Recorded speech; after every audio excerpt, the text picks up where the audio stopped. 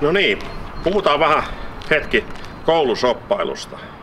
Se on mun yksi tärkeä teema näissä vaaleissa ja itse asiassa se on ollut varmaan joka vaaleissa, missä mä oon ollut ehdolla. Mutta jotenkin aina tuntuu, että se koulusoppailu edelleen jatkuu.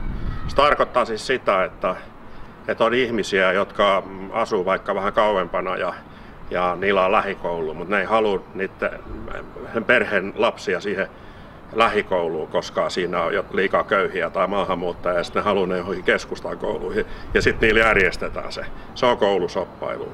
Ja mä ajattelen niin, että meillä ei pitäisi olla tämmöistä yhteiskuntaa, vaan meillä on ajatus se on peruskouluidea, että sinne tulee köyhiä, rikkaita, erilaisista, ne sulautuu sinne ja tavallaan se on se peruskoulun ajatus. Ja niin meidän pitää myöskin Turussa tehdä. Me ei lähdetä mihinkään koulusoppailuun mukaan, vaan meillä pitää olla semmoiset lähiöissä, eri kaupunginosissa pitää olla koulut, josta sitten menee näitä eri tuloluokilta kuuluvista alueilta kaikki siihen samaan kouluun. Eikä niin, että sitten ne saa mennä vähän mihin ne haluaa ja keskustaan tulee jotain eliittikouluja ja semmoisia.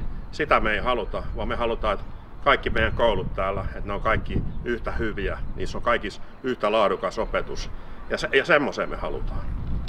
Ja sä voit nyt muuttaa tätä asiaa, sä voit lopettaa lapsilta varastamisen, eli tarkoittaa, että älä äänestä oikeistolaisia, enää äänestä vasemmistolaista Matti Kapasta mestoille numero 306. Ja sitten vielä semmonen juttu, että tämä koulu, mikä tässä mun taustalla on, niin tää on menossa nyt, osa menossa parakkeihin jonnekin halisiin.